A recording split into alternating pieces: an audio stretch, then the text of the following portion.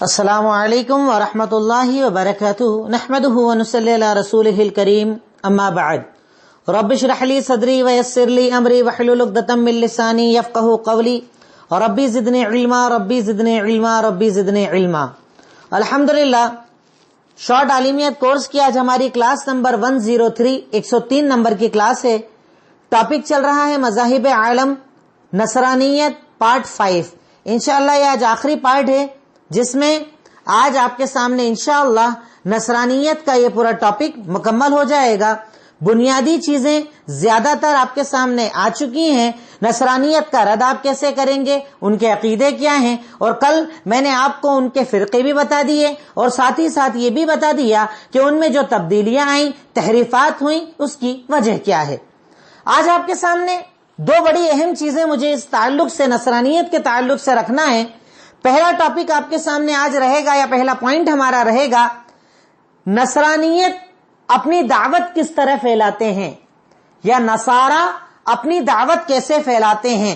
کیونکہ میں نے آپ کو اس سے پہلے بتایا کہ دنیا میں دو طرح کے مذاہب پائے جاتے ہیں، ایک اپنی دعوت دیتا ہے، ایک اپنی دعوت نہیں دیتا ہے۔ دعوت دینے والوں میں مشہور جو ہیں وہ کرسچینٹی اور اسلام ہے، جو اپنے مذہب کی طرف لوگوں کو بلاتے ہیں۔ دعوت نہ دینے والوں میں مشہور یہودیت ہیں، وہ کسی کو اپنے مذہب کی دعوت نہیں دیتے، مذہب میں داخل ہونے کا حکم نہیں دیتے۔ تو ہم بات کر رہے ہیں کہ نصارہ اپنی دعوت کیسے پھیلاتے ہیں، کیونکہ آپ کو تعجب ہوگا شاید اس بات کو جان کر کہ آج جتنی زیادہ محنت نصارہ اپنے دین کو پھیلانے میں کر رہے ہیں، اتنی محنت دنیا میں کوئی مذہب اس وقت نہیں کر رہا، صرف اس وجہ سے کہ وہ دین تحریف شدہ ہے، بدلا ہوا ہے، اس لیے ان کی دعوت اتنی نظر نہیں آتی۔ اگر ان کے مقابلے میں مسلمان وہ دعوت دینے لگ جائے تو ساری دنیا میں اگر کوئی مذہب مانا جائے گا تو وہ مذہب اسلام، کیونکہ یہاں حقانیت ہے، یہاں سچائی ہے، یہاں اللہ کا کلام ہے، یہاں اللہ کے نبی کا فرمان ہے، فطرت کے مطابق باتیں ہیں۔ پر افسوس ہم مسلمانوں پر کہ ہم اپنی دین کی دعوت کے کام کو نہیں انجام دیتے، یا انجام دیتے ہیں تو طریقہ صحیح نہیں اپناتے، اس وجہ سے لوگ ہمارے دین کو سمجھ نہیں پاتے۔ تو نصرانیت آپ دیکھیں زیادہ تر کام کرتی ہے غریبوں میں، گاؤں دیہات چھوٹے چھوٹے علاقے، کہ جہاں کے لوگ بہت زیادہ مذہب سے جڑے ہوئے نہیں ہوتے ہیں، مذہب کے نام پر بنیادی باتیں جو موٹی موٹی باتیں ہوتی ہیں بس وہی جانتے ہیں۔ ایسے جاہلوں کو اپنی طرف اٹریکٹ کرنا، اپنی طرف کھینچنا آسان ہوتا ہے، اس لیے نصرانیت اپنی دعوت کے لیے عام طور پر غریبوں کو استعمال کرتے ہیں، گاؤں دیہات میں رہنے والے ان پڑھ لوگوں کو زیادہ استعمال کرتے ہیں، ان پر اپنی دعوت کا کام زیادہ کرتے ہیں۔ پر میں آپ کو پوائنٹس کی شکل میں کچھ چیزیں بتاؤں کہ یہ دعوت کس طریقے سے دیتے ہیں۔ نصارہ دعوت کس طریقے سے دیتے ہیں؟ نمبر 1، دعوت واعظ نصیحت تقریروں کے ذریعے۔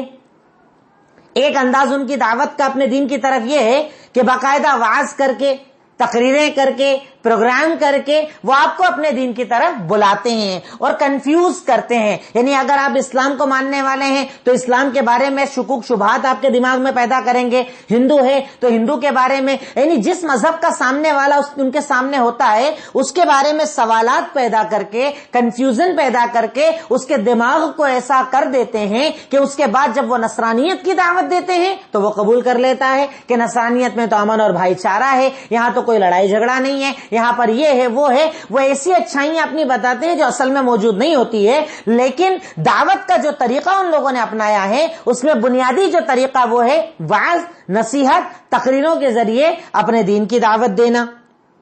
اس کے لیے باقاعدہ چرچ میں پروگرام ہوتے ہیں، چرچ کے باہر پروگرام ہوتے ہیں، ان کے دعات، ان کے داعی جو ہوتے ہیں وہ گاؤں میں، شہروں میں، الگ الگ علاقوں میں گھومتے ہیں، گھروں گھر جاتے ہیں، ڈور ٹو ڈور بھی دعوت دیتے ہیں، پروگرام میں بھی بلاتے ہیں، اپنے گرجا گھروں اور عبادت گاہوں میں بھی بلا کر دعوت کا کام کرتے ہیں۔ نمبر 2، بنیادی طریقہ ان کی جو دعوت کا ہے وہ ہے خدمت اور علاج کے ذریعے دعوت، خدمت اور علاج کے ذریعے دعوت۔ آپ اسی لیے دیکھیں گے مشنریز جو ہوتی ہے، مشنریز وہ علاج پر بڑی محنت کرتے ہیں، خدمت پر بڑی محنت کرتے ہیں۔ کہیں پر بھی کوئی بھی قدرتی آفت آ جائے، سیلاب آ جائے، بارش زیادہ ہونے کی وجہ سے کوئی مسئلہ آ جائے، سوکھا پڑ جائے، زلزلہ آ جائے، تو آپ دیکھیں گے کہ وہاں پر مشنریز سب سے پہلے پہنچتی ہیں اور خدمت کا کام کرتے ہیں، غریبوں کی مدد کرنا، گرے ہوئے گھروں کو اٹھوانا، اور ساتھ ہی ساتھ علاج کے لیے بھی یہ لوگ بڑی محنت کرتے ہیں، میڈیکل کیمپ لگانا، علاج کروانا، ہاسپٹلس میں علاج کروانا، کم پیسوں میں جانچ کروانا، یہ ان کا بنیادی کام ہے جس کے ذریعے یہ لوگ دین کی دعوت دیتے ہیں۔ وجہ کیا ہے کہ انسان جب بیماری میں ہوتا ہے، جب تکلیف میں ہوتا ہے، تو خدمت کرنے والوں سے اس کا دل بڑا لگ جاتا ہے، وہ اٹریکٹ ہو جاتا ہے ان کی طرف کہ ارے دیکھو یہ میری ضرورت میں کام آ رہے ہیں، یہ میری پریشانی میں کام آ رہے ہیں۔ اور آپ قدرتی طور پر بھی دیکھیں، ایک انسان اگر آپ کی ضرورت پر مدد کر دے، آپ کی پریشانی میں مدد کر دے، آپ کی بیماری آزاری میں مدد کر دے، آپ اسے بھول نہیں پاتے ہو کبھی بھی، اور اگر وہ آپ سے کوئی بات کہے نا، آپ کان لگا کر اس کی بات سنتے ہو۔ تو مشنریز اس چیز کا بڑا فائدہ اٹھاتی ہیں کہ اپنی دعوت کے لیے وہ خدمت کا استعمال کرتے ہیں، وہ علاج کا استعمال کرتے ہیں، اچھا علاج دیں گے، ہاسپٹلز بنائیں گے، ٹیسٹ کروائیں گے، دوائیاں دلوائیں گے، بالکل نامینل پرائزز پر۔ اسی طریقے سے وہ آپ کی خدمت کریں گے، بڑے بڑے گھروں کے لوگ، ان کے خاندانی لوگ آپ کے ساتھ آ جائیں گے، آپ کے گھروں کو صاف کروا دیں گے۔ تو اس ذریعے سے وہ اپنی دعوت کا کام بڑی تیزی سے آگے بڑھاتے ہیں، بڑی تیزی سے اپنے دین کی طرف لوگوں کو بلاتے ہیں، جبکہ آپ کو تعجب ہوگا کہ یہ کام کس کا تھا؟ یہ کام ہمارا تھا۔ بھائی میں نے آپ کو سیرت پڑھائی ہے، میرے اور آپ کے نبی محمد رسول اللہ صلی اللہ علیہ وسلم کی زندگی، کہ جب آپ پر پہلی مرتبہ وحی آئی، حضرت خدیجہ کے پاس آپ گئے اور کہا مجھے ڈر لگ رہا ہے۔ کہا کس بات کا ڈر لگ رہا ہے؟ کہا مجھے لگتا ہے کہ اب میں ختم ہو جاؤں گا، میرے پاس ایسا فرشتہ آیا، اس نے ایسا کیا ویسا کیا۔ تب حضرت خدیجہ نے آپ کی جو صفت بتائی تھی، آپ کی جو کوالٹیز بتائی تھی، اس میں بنیادی چیز کیا بتائی تھی؟ آپ ٹینشن مت لیجئے، آپ غریبوں کے مسیحا ہیں، آپ لوگوں کی مدد کرتے ہیں، آپ پریشان حال لوگوں کی مدد کرتے ہیں، آپ کو اللہ ضائع نہیں کرے گا۔ یعنی یہ میرے اور آپ کے نبی کا طریقہ تھا۔ صحابہ کرام کا پورا معاشرہ، اس کی کتنی زیادہ مثالیں ہیں کہ مکہ سے ہجرت کر کے جب صحابہ کرام آئے تو مدینہ والوں نے اپنے گھر دے دیے، مال دولت دے دیا، پیسہ دے دیا، سب کچھ دے دیا ان کی خدمت کے لیے، پر آج مسلمان اس خدمت کو بھول چکا ہے۔ کسی کا ساتھ نہ دینا، خود غرضی کی زندگی گزارنا، پریشان حال لوگوں کی مدد نہ کرنا، جو میرے اور آپ کے نبی کا طریقہ تھا، صحابہ کرام کا طریقہ تھا، جب ہم نے اس کو چھوڑا تو ہماری دعوت کا کام سلو ہو گیا۔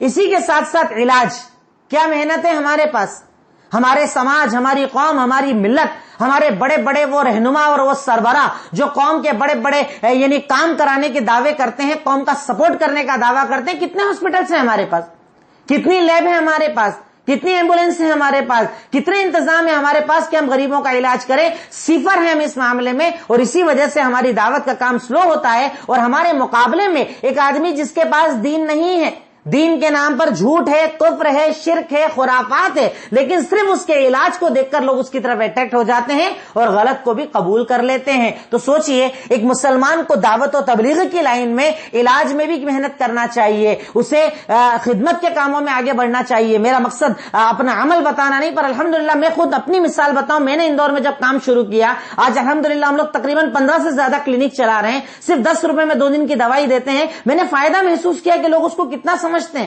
کتنی اہمیت ہے اس کی، لوگ اس کے ذریعے کتنا فائدہ اٹھاتے ہیں، اور ان کا دل دین کے کتنے قریب آتا ہے۔ کیونکہ جب ہم یہ خدمت کرتے ہیں، ہم ایک ہی بات کہتے ہیں کہ ہم اللہ کی رضا کے لیے کر رہے ہیں، کیونکہ اللہ تعالیٰ نے ہم کو حکم دیا ہے اور اسلام میں بنیادی عمل بتایا گیا ہے لوگوں کی خدمت کرنا، علاج کا انتظام کروانا۔ تو میں چاہتا ہوں کہ جتنے سننے والے، جتنے یہ تقریر آپ تک اگر پہنچتی ہے، اللہ کے لیے اپنے یہاں ایک نظام اور سسٹم بنائیے، دوائیاں دلوا کر، مریضوں کی مدد کر کے، ان کے ٹیسٹ کروا کے، جیسے اللہ نے آپ کو طاقت دی آپ خدمت کیجئے، اس کے ذریعے بھی دعوت کا کام کیا جا سکتا ہے۔ تو نصارہ کی دعوت کا ایک بڑا بنیادی پوائنٹ یہ ہے خدمت اور علاج۔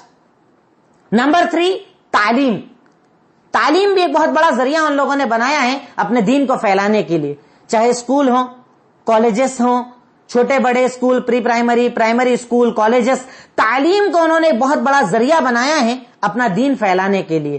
آپ شاید جانتے ہو یا نہ جانتے ہو، اسکولز میں چھوٹے چھوٹے بچوں کو مشنریز کی تعلیم دی جاتی ہے، چاہے وہ بچہ آپ کو آ کر بتائے نہ بتائے۔ مشنریز کے اسکول میں ان کا بنیادی مقصد ہی دین ہوتا ہے، تعلیم مقصد نہیں ہوتا ہے۔ ہمارے یہاں کئی لوگ اپنے آپ کو زیادہ اسٹینڈرڈ بتانے کے چکر میں، یا ان کا یہ ماننا ہے کہ وہاں پر جو اسٹینڈرڈ ملتا ہے وہ کہیں نہیں ملتا ہے۔ میں کہتا ہوں کہ آپ کو دنیا کا سارا اسٹینڈرڈ مل جائے گا، لیکن اگر آپ کا عقیدہ آپ کے بچوں سے چھین لیا گیا تو آپ کی زندگی کا مقصد کیا رہے گا؟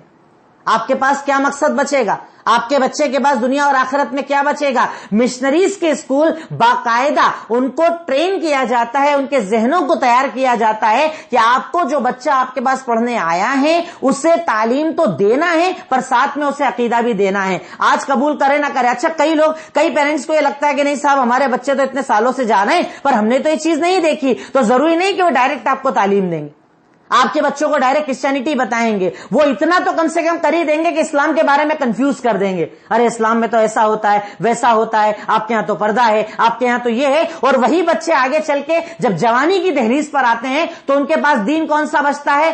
پردہ تو آنکھوں میں ہونا چاہیے، دین تو دل میں ہونا چاہیے. جیسے رہیں ان کے ساتھ ویسے بن جاؤ. وہی تو ہمارے نوجوان نسلیں ہیں نا جنہیں برتھ ڈے منانے پر اعتراض نہیں ہوتا، اینیورسریز پر اعتراض نہیں ہوتا، انہیں 25 دسمبر منانے پر اعتراض نہیں ہوتا، کیونکہ انہیں لگتا ہے یہ سب چیزیں تو کامن ہے، دنیا میں زندگی گزارنے کے لیے سب کامن ہے، چلے گا. یہ آپ کے بچوں کے ساتھ جو سازشیں ہو رہی ہیں نا یہ تعلیم کے ذریعے ہوتی ہیں، ان کے اسکولز میں، ان کے کالجز میں، کیونکہ وہ تو اپنے مقصد پہ کام کر رہے ہیں.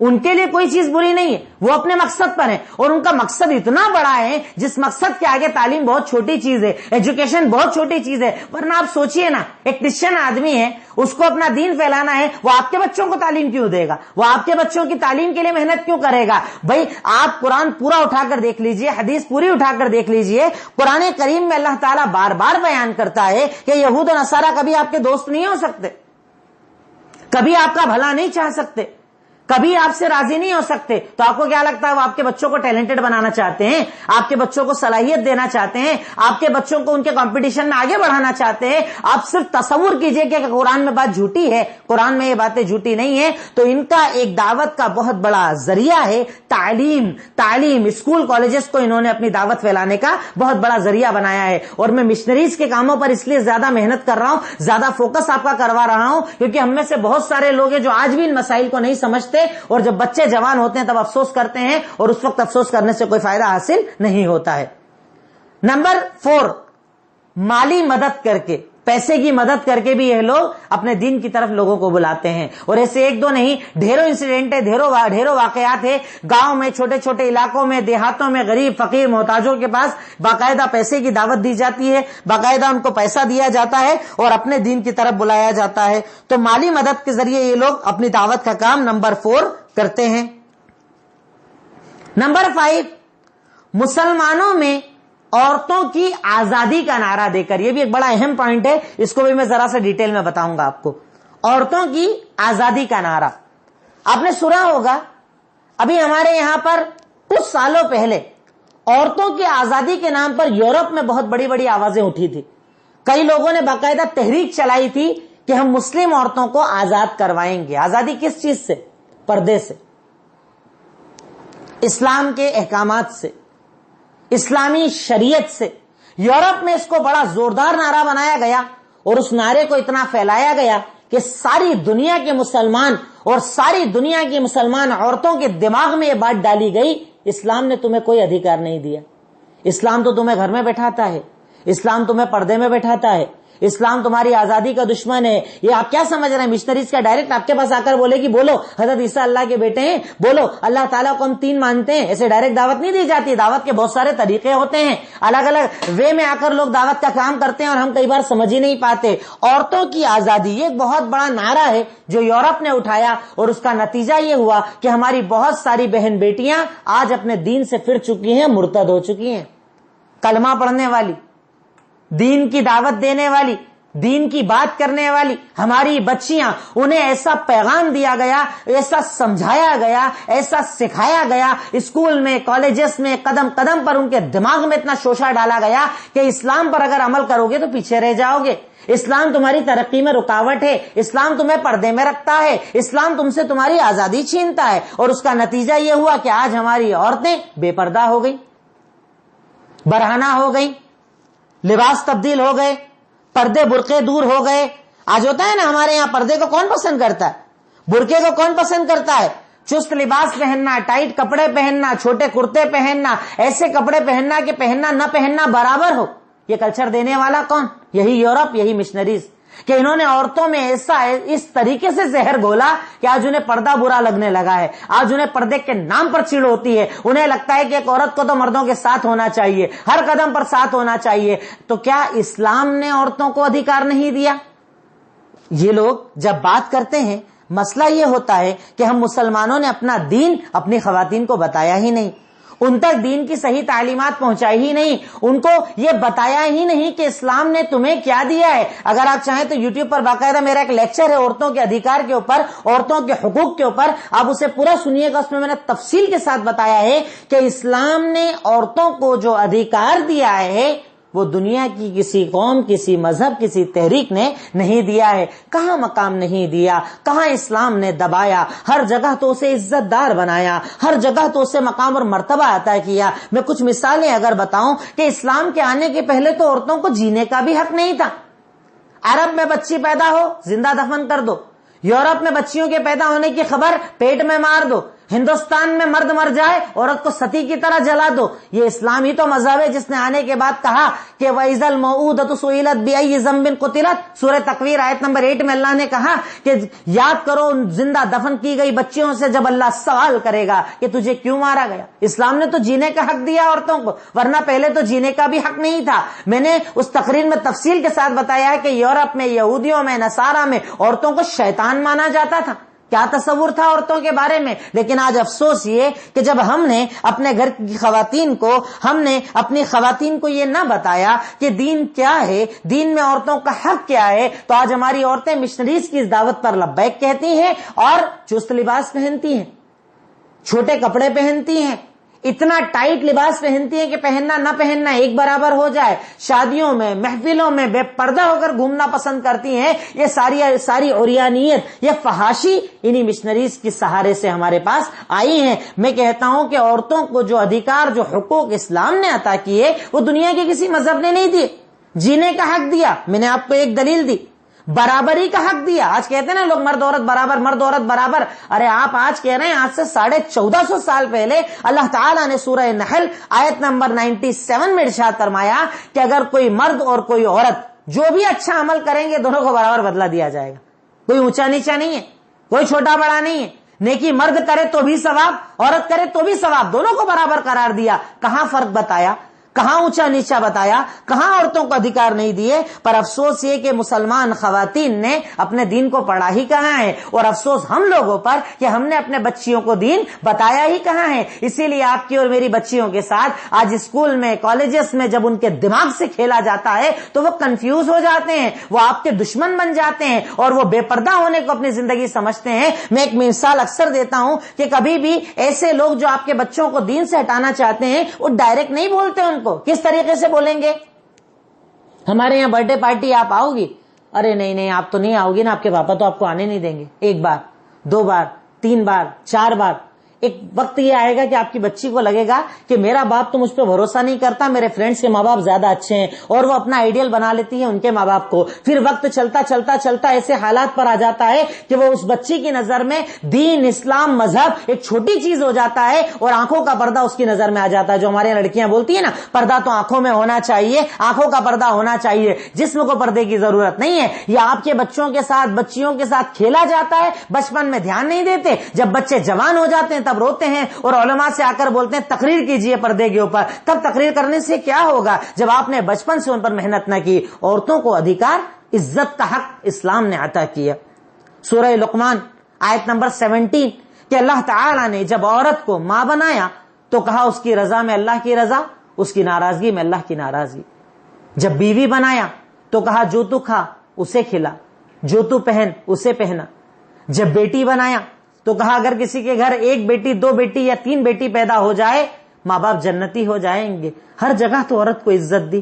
کہاں کہا کہ بیٹا پیدا ہونے پر ماں باپ جنتی ہوں گے؟ کہاں کہا کہ باپ کے قدموں کے نیچے جنت ہے؟ کہاں کہا؟ سارے درجے تو اللہ تعالیٰ نے عورت کو ہی عطا کر دیے. عورت کا وہ درجہ کہ صحابی رسول نے اگر آ کر سوال کر لیا کہ اللہ کے نبی اگر میں نے اپنی ماں کو کندھے پر بیٹھا کر حج کر لیا، حق پورا کر دیا، کہا تو نے تو اسے ایک چیخ کا حق ادا نہیں کیا جو تیرے پیدا ہوتے وقت تیری ماں نے چلائی تھی. وہ جو چلا رہی تھی نا، ایک چیخ کا حق ادا تو پورا سفر کروا کے نہیں کر سکتا. کیا حق نہیں دیا؟ اس کے بعد عورتوں کی آزادی کے دعوے، عورتوں کو دبایا گیا, عورتوں کو چھپایا گیا. ارے کہاں حق نہیں دیا؟ نکاح کرنے کا حق عورت کو دیا, طلاق لینے کا حق عورتوں کو دیا, مہر دینا ضروری قرار دیا, مرد کو حکم دیا کہ عورت کا انتظام کر, مرد کو حکم دیا عورت کے کھانے رہنے سہنے کا انتظام کر. کس مقام پر عورت کو حق نہیں دیا؟ جو آج کوئی یہ دعویٰ کرے کہ اسلام نے عورتوں کو ادھیکار نہیں دیے, پر مشنریز کی ایک بہت بڑی دعوت جو چلی وہ عورتوں کی آزادی کے نام پر چلی. یورپ امریکہ سے یہ آواز اٹھی, پوری دنیا میں پھیلی, اور اس کے نتیجے میں ہماری بچیاں بددین ہوتی چلی گئی کیونکہ ہم نے بچپن سے ان پر محنت نہیں کی. آج ہوتا ہے نا 3, 4, 5 سال کی بچیاں ہیں, کپڑے پہنے ہیں جس کے بیک پر کچھ نہیں ہے, آگے کٹا ہوا حصہ ہے, چھوٹی بچی ہے. آپ کہیے ماں باپ سے کہ بھائی ایسے کپڑے کیوں پہناتے ہیں؟ تو وہ کہتے ہیں بچی ہی تو ہے, تو یہ بچی ہی تو بڑی ہوتی ہے. جب بچپن میں آپ کو برا نہیں لگتا تو جوانی میں اسے برا نہیں لگتا. اس کو لگتا ہے میرا باپ پاگل ہو گیا ہے, میری ماں پاگل ہو گئی ہے, مجھ پر بھروسہ نہیں کرتے. اور ایک وقت آتا ہے کہ وہ آپ کی بچیاں برباد ہو کر پھر افسوس کرتی رہتی ہیں, روتی رہتی ہیں, پر اس وقت کوئی فائدہ حاصل ہونے والا نہیں ہے. میں معافی چاہوں گا اگر میں جذباتی ہو کر بات الگ طرف لے گیا, لیکن مشنریز کی ایک بہت بڑی دعوت ہے عورتوں کے اوپر, جو ان کی پوری دعوت چلتی ہے. آپ جانتے ہیں اس کی وجہ کیا ہے؟ کبھی آپ نے غور کیا کہ عورتوں کے بارے میں اتنی بات یورپ کیوں کرتا ہے, عورتوں کی آزادی کے بارے میں بات کیوں کرتا ہے؟ کیونکہ آپ اپنے بچے کا پہلا مدرسہ ہیں. آپ کے گھر میں لڑکا پیدا ہو یا لڑکی پیدا ہو, اس کا پہلا مدرسہ, پہلا اسکول آپ ہو.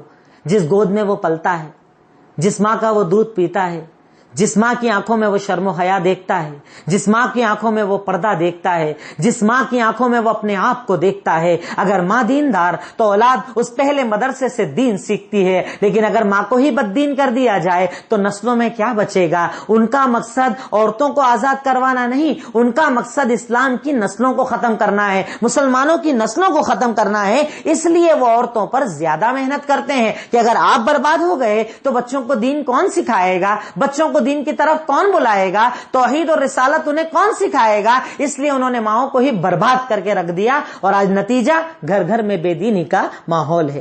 7واں اور آخری پوائنٹ, پکچرز, سیریلز کے ذریعے بھی دعوت کا کام مشنریز کرتی ہے.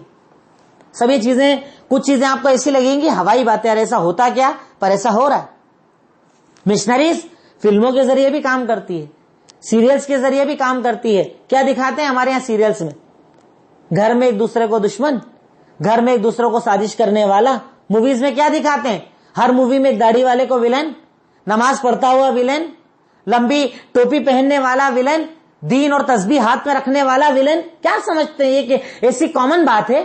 کامن بات ہے. آپ پورے دنیا کے اندر جتنا اسلامک آتنکواد دکھایا جاتا ہے, چاہے سیریا ہو, چاہے افغانستان ہو, تاریخ اٹھا کر دیکھ لیجئے, اسے پیدا کرنے والے کون؟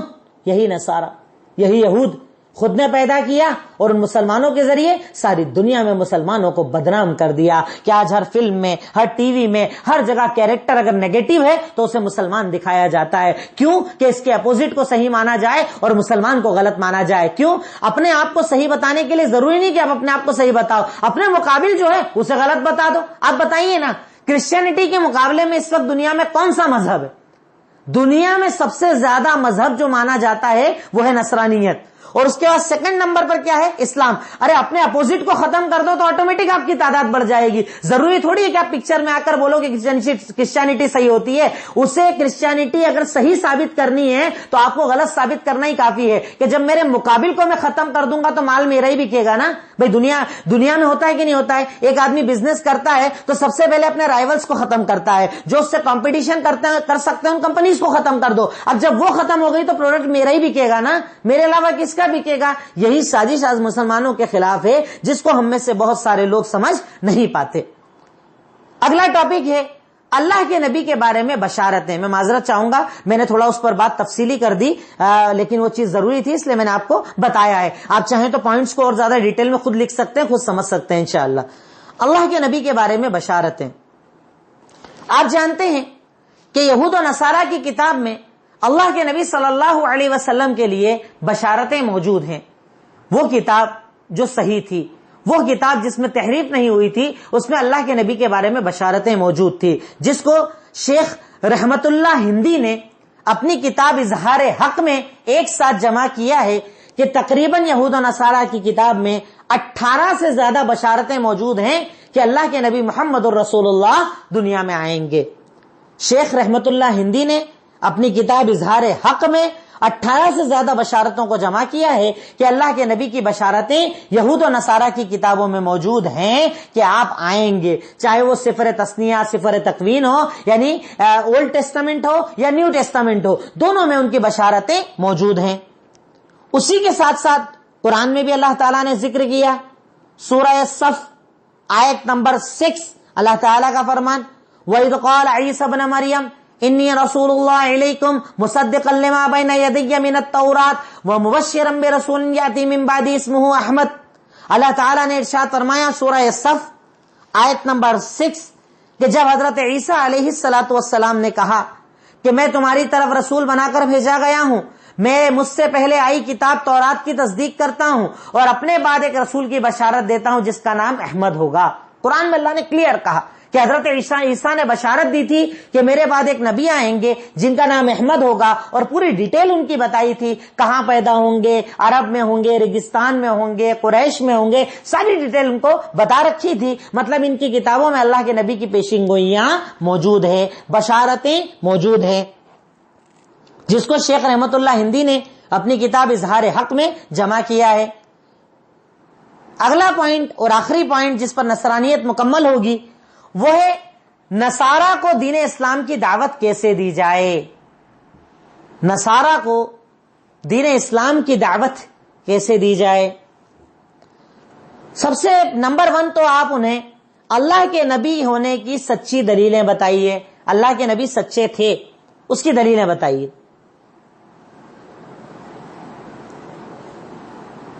اب سچی دلیلوں میں اللہ کے نبی کی پیشین گوئیاں، اللہ کے نبی کی بشارتیں، اللہ کے نبی نے حضرت عیسیٰ کا جو پورا واقعہ بیان کیا، بھئی یہ تو پہلے سے ملتا نہیں تھا نا، پوری ڈیٹیل کس نے بتائی؟ محمد رسول اللہ نے۔ تو سب سے پہلے آپ کو اگر انہیں دعوت دینی ہے تو نبی کے سچے ہونے کی دلیلیں بتائیے۔ ان دلیلوں میں نے آپ کو کیا کیا بتایا؟ آپ کی پیشین گوئیاں، جو آپ نے قیامت تک آنے والے حادثات اور واقعات بتائے جو آج ہمارے سامنے ہو رہے ہیں، یہ نبی کے سچے ہونے کی دلیلیں ہیں۔ نمبر 2، حضرت عیسیٰ کے بارے میں اور حضرت موسیٰ کے بارے میں جو ڈیٹیل اللہ کے نبی نے بتائی وہ آپ کے سچے ہونے کی دلیل ہے۔ پورے واقعات بتائے نا جو میں پیچھے آپ کو بتا چکا ہوں، سورہ مریم میں، سورہ بقرہ میں جو الگ الگ ڈیٹیل میں نے آپ کو بتائی، کیسے مریم ملی حضرت زکریا کو، کیسے ان کے یہاں اولاد ہوئی، کیسے اسحاق ہوئے، کیسے زکریا ہوئے، ساری ڈیٹیل جو میں نے آپ کو بتائی نا وہ ساری ڈیٹیل بتاتی ہیں کہ اللہ کے نبی صلی اللہ علیہ وسلم سچے رسول ہیں۔ کیونکہ آپ اگر یہ بولو گے دیکھو قرآن میں لکھا ہے تو نہیں مانے گا نا، آپ کو دلیلیں بتانا پڑے گی، آپ کو اس انداز میں بتانا پڑے گا۔ کیوں؟ کیونکہ وہ سب جانتے ہیں، انہیں پتا ہے اللہ کے نبی کے بارے میں، اللہ کے نبی کی رسالت کو صرف تعصب کی وجہ سے نہیں مانتے۔ تو پہلے انہیں اگر آپ انہیں دعوت دینا چاہتے ہیں تو اللہ کے نبی کو آپ کو سچا ثابت کرنا ہوگا۔